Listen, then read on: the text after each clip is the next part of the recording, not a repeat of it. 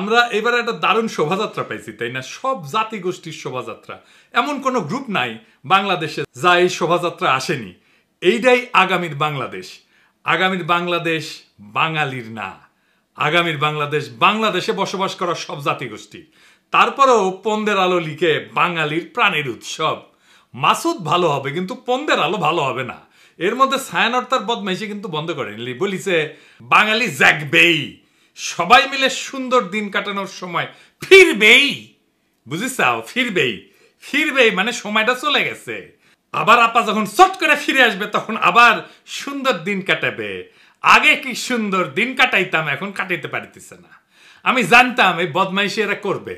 ছায়ানট ভালো হইতে পয়সা লাগে না। ছায়ানট ভবনে গেলে ছাগলের খোয়ার বানাবো, সামেসি কোণে আমি বয়ান ফেরি করলে। এই জন্য বলছিলাম কি কয় কি গায় সেটা আগে থেকে দেখে নেওয়ার জন্য। যাই হোক, এবার আসি রাজনীতিতে। প্রথমে ঐক্য নিয়ে কথা বলি।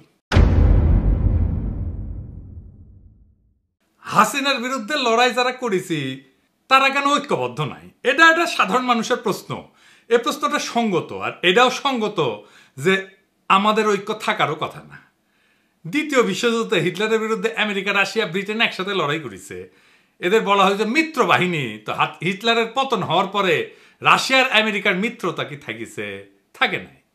এই দুই শক্তি ঠান্ডা যুদ্ধে লিপ্ত হয়েছে, তাই না? অত দূরে যাইতে হবে না। 1990 খালেদা জিয়া, হাসিনা ঐক্য ছিল না, তারা একসাথে এরশাদকে হটানোর লড়াই করেছে না, থাকছে ঐক্য? থাকে নাই। হাসিনা বিরোধী ঐক্য নষ্ট করার দায় পড়ে বিএনপি। প্রথমে শুরু হইলো টেম্পু স্ট্যান্ড দখল, এখনো চলিচ্ছে। দেখেন, তৃণমূলে নিজেরা দখল নিয়ে মারপিট করিচ্ছে, আর বুড়ারা আছে ক্ষমতায় যাওয়ার জন্য নির্বাচন নির্বাচন নির্বাচন করে মুখে ফেনা তুলে ফেলেছে। গণতন্ত্রের জন্য নাকি নির্বাচন লাগবে, ডিসেম্বরের মধ্যেই নাকি নির্বাচন লাগবে। এই ডিসেম্বরের আগে বাংলাদেশের জাতীয় সংসদ নির্বাচনের ব্যবস্থা করবেন। শুনেন, এই সালাউদ্দিন সাহেব আগে কি কইছিল? আমরা সময় বেঁধে দিতে চাই না। সুতরাং গণতান্ত্রিক প্রক্রিয়ায় ফিরে যাওয়াটার বিষয়টি অগ্রাধিকার। সেই হিসাবে আমরা কোনো নির্ধারিত সময়সীমা রেখা আমরা বলতে চাই না। শুনেছেন? তো এখন সময় বেঁধে দিতে চায় কেন সালাউদ্দিন সাহেব? ইন্ডিয়ানরা কয়ে দিছে আপনি তো 9 বছর ওদের আতিথেয়তায় ছিলেন, আপনার দলের লোকেরাই তো মনে করে আপনি কম্প্রোমাইজ। আপনি ভারত সরকারের আশ্রয় থেকে রাজনৈতিক কর্মকাণ্ড চালাইতেন। কেমনে কেমনে আপনারা চালাইতে দিত? আপনার দলের লোকেরাই বলেছিল। দেখেন কি লিখিছে, বিএনপির নেতা কর্মীদের বড় একটা অংশ এখনো সালাউদ্দিন আহমেদকে পরিপূর্ণভাবে মুক্ত বা স্বাধীন বলে মনে করেন না। তাদের যুক্তি, সালাউদ্দিন আহমেদ আদালতে খালাস পেয়েও দেশে ফিরতে পারছেন না। তিনি দীর্ঘ 9 বছর ধরে ভারতে আছেন। সেখানে কতটা প্রভাব মুক্ত থেকে তার পক্ষে শক্ত রাজনৈতিক ভূমিকা পালন করা সম্ভব তা নিয়ে অনেকের মধ্যে সংশয় আছে। ভারতে যখন উদ্ধার হয়েছিলেন তখন আপনার দেওয়া স্টেটমেন্ট নিয়ে বিবিসিও সন্দেহ করেছিল। আপনি বলেছিলেন মুখোশ পরা লোক আপনারা ফেলাই গেছে, নিজেরও মুখ ঢাকা ছিল। তো প্রশ্ন করেছিল মুখ ঢাকা থাকলে আপনি কেমনে দেখলেন মুখোশ পরা লোক ফেলাই গেছে আপনারে? যাই হোক, এ বিষয়ে পরে আসবো, আরো মেলা আছে। তারপরে তো এস আলম কেস আছেই। মানুষে মনে করে এস আলমের ব্যবসা এখন সালাউদ্দিন সাহেব দেখে। এমনি এমনি গাড়ির চুরি ছিল তাই না। সালাউদ্দিন সাহেব যখন ধরা পড়েছিল না, তখন এস আলমের ব্যাংকের এক ম্যানেজারের বাসার থেকে ধরা পড়েছিল। এস আলমের সাথে আপনার এত খাতির কেন সালাউদ্দিন সাহেব? আবার সালাউদ্দিন সাহেব কইছে বারবার মনে করাই দেবে প্রফেসর ইউনূসের সরকার অনির্বাচিত অনির্বাচিত। কিন্তু একটি নির্বাচিত সরকারের বিকল্প তো আপনারা হতে পারেন না, আপনারা অবশ্যই অনির্বাচিত। সেটা প্রতিদিনই আপনাকে স্মরণ করিয়ে দেওয়া হবে। কেন সালাউদ্দিন সাহেব মনে করাই দিতে হবে কেন? প্রফেসর ইউনূসের সরকারকে আপনার মতো ডিমেনশিয়া আক্রান্ত, আপনার তো ব্রাহ্মী রসায়ন খাইতে হবে।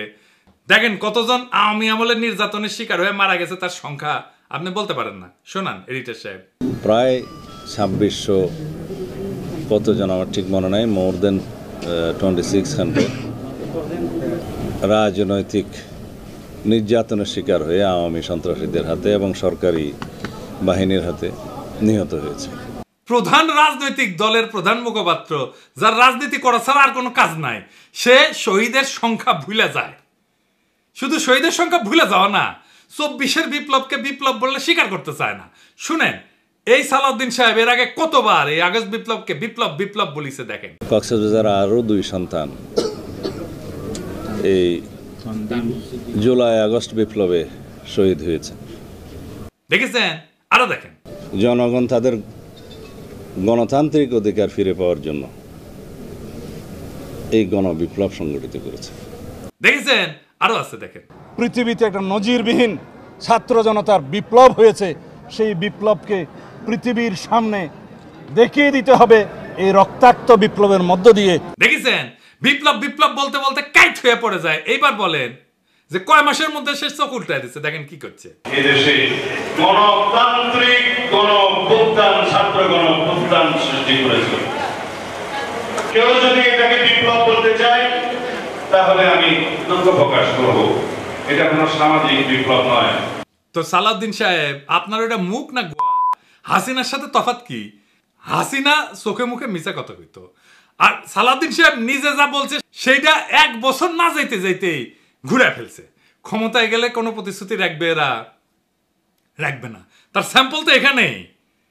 আর সে কি রাজনীতি, সংবিধান এসব বুঝে? এই সমস্ত কথাবার্তা যে কয়, আসেন এটা একটু দেখি। সে বলছে নির্বাচিত সংসদ সংবিধান সংশোধন করবে। শুনেন, সংবিধান সংশোধন করবে কে? একটি সংসদ, জাতীয় সংসদ, গণতান্ত্রিকভাবে নির্বাচিত একটি রাজনৈতিক সরকার, একটি জাতীয় সংসদ সংবিধান সংশোধন করার এখতিয়ার রাখে। ওই সংবিধানও বুঝে না। বাংলাদেশের জনগণ সংবিধান রচনা করবে। অবাক ব্যাপার কি জানেন? বাংলাদেশের মানুষ এই 55 বছরে একবারও নিজের সংবিধান নিজে রচনা করতে পারেনি, একবারও না। বিষয়টা বুঝায় বলি। ধরেন আপনি পরীক্ষা দেবেন, আপনার প্রশ্ন করবে কে? আপনার টিচার তো, তাই না? আপনি তো আপনার প্রশ্ন, পরীক্ষার প্রশ্ন তৈরি করতে পারেন না। সংবিধান রচনা বা সংশোধন সেই রকম। আপনি যখন সংসদে বসেন তখন আপনি সংবিধানের আলোকে তার নির্দেশনায় আইন তৈরি করেন। আইন তৈরি করাই সংসদের কাজ, এলাকার উন্নয়ন সংসদের কাজ না। এলাকার উন্নয়ন পৌরসভার কাজ বা সিটি কর্পোরেশনের কাজ বা ইউনিয়ন পরিষদের কাজ। সংসদ সদস্য আসলে পৌরসভার চেয়ারম্যান মনে করে নিজেকে। রাষ্ট্র তাই করে, তার মাধ্যমে উন্নয়ন প্রকল্প করে। এর ফলে যাদের উন্নয়ন করার কথা, যে স্থানীয় সরকার, তারা শক্তিশালী হয় না, আর এই এমপি গুলো ধান্দার মধ্যে ঢুকে যায়। উন্নয়ন প্রকল্প করলে টাকা খরচা করবে এমপি, টাকা মারা যাবে উন্নয়ন প্রকল্প থেকে। যেই সংবিধানের আলোকে আইন তৈরি করবে সেই সংবিধানে সে হাত দিতে পারবে না। তো এই উন্নয়ন প্রকল্পে কেন এত এমপির খায়েশ জানেন? উঠে গেলে টাকা মারা যাবে উন্নয়ন প্রকল্প থেকে। এই জন্যেই এই এমপি হইতে চায়। যেই সংবিধানের আলোকে আইন তৈরি করবে সেই সংবিধানে তো সে হাত দিতে পারবে না, তাইলে তো সে সংবিধান এমনভাবে বানাবে যে তার সুবিধা হয়। তাই সংবিধান রচনা করে গণপরিষদ। গণপরিষদের কাজ শুধু সংবিধান রচনা করা। সেই সংবিধানের আলোকে সংসদ নির্বাচন হবে, তখন গণপরিষদ ভেঙে যাবে। বিএনপি বলে আমরা নাকি নির্বাচন চাই না, মিছা কথা।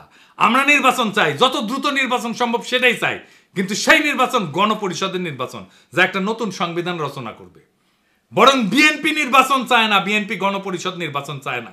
কারণ গণপরিষদ তো তাদের লুটপাটের রাস্তা বন্ধ করে দেবে নতুন সংবিধান লিখা।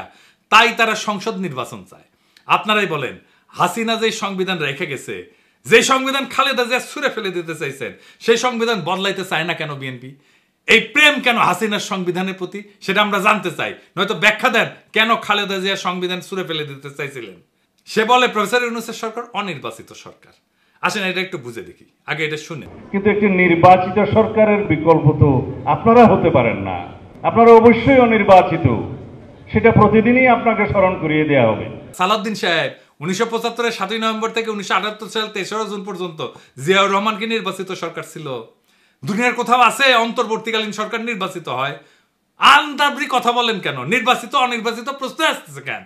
ওই যে ইন্ডিয়া বলে দিছে না আনইলেক্টেড সরকার, এটাই শিখাই দিছে ইন্ডিয়া বিএনপি, তাই জপিচ্ছে। ওই যে দিল্লি রয়টার্সে লেখা হইল না আনইলেক্টেড সরকার, এই যে দেখেছেন, an unelected interim government led by Nobel Peace Prize laureate Mohammad Yunus. ওই যে কইছে না ইংরেজিত কিবেন কইছে, ইংরেজিত যেহেতু কইছে ঠিকই কইছে। তারপর থেকে বিএনপি জপিচ্ছে আনইলেক্টেড অনির্বাচিত। আরে অন্তর্বর্তীকালীন সরকার তো অনির্বাচিত হয় রে বেকুব। প্রশ্ন হচ্ছে সরকার বৈধ কিনা। জি এটা বৈধ সরকার। আপিল বিভাগের মতামত নিয়ে সরকার গঠন করেছে সুপ্পু, তো করে প্রিয় সুপ্পু, বিএনপি প্রিয় সুপ্পু, নাকি এখন সুপ্পু তিতা হয়ে গেছে? আইনের কোনো ফাঁক নাই কলে। আর এই সরকারের সকল কাজের বৈধতা দিবে সেটা সালাউদ্দিন সাহেবের দলই হোক বা অন্য কোনো দলই হোক, যেই আসুক ক্ষমতা। সালাউদ্দিন সাহেবের দলের আসার সম্ভাবনা কম, অন্য দলই হয়তো আসবে। পরবর্তী সরকার ক্ষমতা আসলে যার প্রথম কাজ হবে প্রফেসর ইউনূসের সরকারের সকল কাজকে বৈধতা দিয়ে আইন তৈরি করা, এটা তাকে করতেই হবে, না হলে তার সরকার অবৈধ হবে। বিএনপির সাথে আমাদের সমস্যা নির্বাচন নিয়ে না, বিএনপির সাথে আমাদের তফাৎ হাসিনার ব্যবস্থা টিকায় রাখে আগে সংসদ নির্বাচন, নাকি হাসিনার ব্যবস্থা কবর দেওয়ার জন্য আগে গণপরিষদ নির্বাচন। তফাৎ খুব পরিষ্কার। বিএনপি চায় হাসিনার ব্যবস্থায় থাকুক, আগের মতোই সংবিধান থাকুক, আর আমরা চাই হাসিনার ব্যবস্থা বদল করার জন্য গণপরিষদের নির্বাচন হোক আগে, নতুন সংবিধান তৈরি করি, নতুন সংবিধানের অধীনে সংসদ নির্বাচন। এত নির্বাচন করতেছেন, দলের মধ্যে নির্বাচন করে কমিটি তৈরি করতে পারেন না কেন? আগে ওইটা করেন। নিজের দলের নির্বাচনের কালচার নাই, আর দেশের মানুষের শিখাইতে আসছে গণতন্ত্র আর নির্বাচন। খারান হাইসানি হ্যাঁ আমি না ঘোড়ায় আসবো, দেখায় দেয়। এতদিন কোন কমিটিটা নির্বাচন করে আপনি করতে পারছেন? নিজের কোন কমিটি? নিজের কমিটি করতে পারেন না নির্বাচন করে, আর জাতীয় নির্বাচন নিয়ে মাথা খারাপ করে ফেলছেন। আর ভাই আপনার তো দলেরই ঠিক নাই। মির্জা আব্বাস কয় এটা দ্বিতীয় স্বাধীনতা না। স্বাধীনতা দিবস প্রমাণ করবে যে দ্বিতীয় স্বাধীনতা বলে বাংলাদেশে কিছু নাই। সে নিজের দলের চেয়ারপারসনের বক্তব্য শুনে নাই। দেখেন তারেক রহমান কি বলে। 1971 এর মুক্তিযুদ্ধ আর 2024-এর মুক্তিযুদ্ধ, উভয় মুক্তিযুদ্ধেই জনগণের বার্তা একটি। কি সেটি? সেই বার্তা হলো শর্ত দিয়ে স্বাধীনতা হয় না। স্বাধীনতা প্রিয় জনগণ স্বাধীনতা অর্জন কিংবা স্বাধীনতা রক্ষায় কোনো শর্ত মানে না, মানতে রাজি না। গণহত্যাকারী স্বৈরাচারী হাসিনা পালিয়ে যাবার পরে বাংলাদেশ থেকে, প্রিয় বাংলাদেশ থেকে আমি যত মানুষের সাথে কথা বলেছি, প্রতিটি মানুষ অনুভূতি প্রকাশের প্রথম উচ্চারণ ছিল বাংলাদেশ স্বাধীন হয়েছে। স্বাধীন বাংলাদেশ থেকে বলছি। দেশ এবং জনগণকে স্বাধীন করতে গিয়ে চোখে মুখে বুকে গুলি আলিঙ্গন করা আবু সাইদ কিংবা মুগ্ধের মতন হাজারো ছাত্র ছাত্রী, তরুণ তরুণীকে প্রাণ বিসর্জন দিতে হয়েছে। শুনেছেন? এই দলের প্রধান নেতা বলে এক কথা, আর স্থায়ী কমিটির নেতা সারিন্দা বাজায় আর এক। এই দল দেশ চালানোর মতো লায়ক হয়েছে, আগে নির্বাচন দিয়ে কমিটি বানান, দেখি কেমন গণতন্ত্র এখানে, তারপরে দেশের গণতন্ত্রের ঠিকা নিয়েন। আপনি আসরি ধর্ম পরের শিখাও। ওই যে পরীক্ষার কথা কইছি না, নিজের প্রশ্নপত্র নিজে বানানো যায় না, বানাবে টিচার। গণপরিষদে হইতেছে সেই টিচার যে জনগণের হইয়া প্রশ্নপত্র তৈরি করবে, সংবিধান রচনা করবে, তারপর সেই সংবিধানের আলোকে সংসদ নির্বাচন হবে। এটা হইল জনগণের মালিকানা। আর আজ যারা বলে আগে সংসদ নির্বাচন দরকার, তারা আসলে হাসিনার পুরানো খোলা খাতা দিয়ে আবার পরীক্ষা নিতে চায়, যে খাতায় শুধু দুইটা প্রশ্ন থাকে, লুটপাট আর গোলামি। আমরা চাই নতুন খাতা, নতুন প্রশ্নপত্র, নতুন পরীক্ষা, যার নাম হইল গণপরিষদ নির্বাচন। এই নির্বাচন হবে নতুন দিনের জন্য, নতুন সমাজ গঠনের জন্য, যেখানে জনগণ নিজের হাতে সংবিধান লিখবে, নিজের শাসকের হিসাব চাইবে। সংসদ না, আগে লাগবে গণপরিষদ। নির্বাচন চাই, কিন্তু সেই নির্বাচন যেটা হাসিনার ব্যবস্থাকে কবর দিয়া ভবিষ্যতের বাংলাদেশকে জন্ম দেবে, সেই নির্বাচন চাই। এটাই হইল লড়াইয়ের মূল, এটাই হইল বিপ্লবের আকাঙ্ক্ষা, 24-এর বিপ্লবের আকাঙ্ক্ষা। এটাকেই আমরা বাস্তবায়ন করতে চাই।